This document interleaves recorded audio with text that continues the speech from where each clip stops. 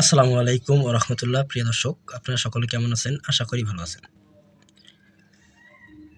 হাসনাত আব্দুল্লাহর বাড়িতে সেনা অভিযান, যা জানা গেল। প্রিয় দর্শক, আমাদের মাননীয় এমপি কুমিল্লা আসনের হাসনাত আব্দুল্লাহর বাড়িতে সেনাবাহিনীর অভিযান। আসলে কি জানা গেছে? আসুন বিস্তারিত জেনে নিই।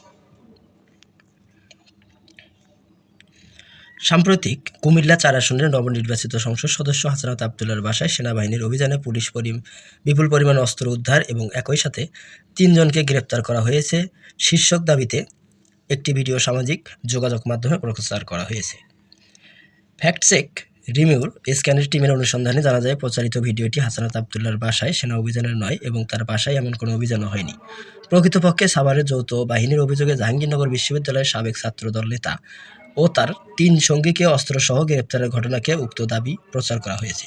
এই বিষয়ে অনুসন্ধানে প্রায় গত ৯ ফেব্রুয়ারি ৭১ টেলিভিশনের ইউটিউব চ্যানেলে প্রকাশিত একটি ভিডিও প্রতিবেদন খুঁজে পাওয়া যায়। উক্ত ভিডিওর সাথে আলোচিত দাবিতে প্রচারিত ভিডিওর দৃশ্যের মিল রয়েছে। ভিডিওটির বিস্তারিত বিবরণী থেকে জানা যায়, এটি সাভারের সেনা অভিযানের দৃশ্য।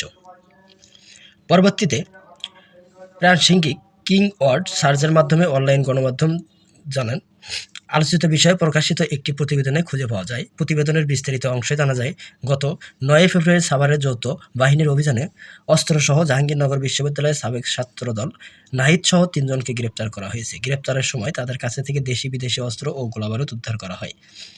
তাছাড়া হাসনাত আব্দুল্লাহর বাসায় সেনা অভিযানের দাবির বিষয়টি সংবাদ মাধ্যম কিংবা বিশ্বস্ত কোনো সূত্রে তথ্যে উল্লেখ পাওয়া যায়নি।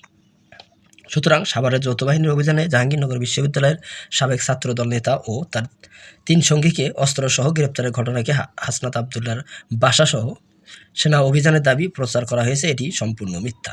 প্রিয় দর্শক, আজকে আপনাদের কাছে এই ছিল সর্বশেষ নিউজ। আমাদের চ্যানেলটিতে সাবস্ক্রাইব করে বেল বাটন অন করে রাখবেন।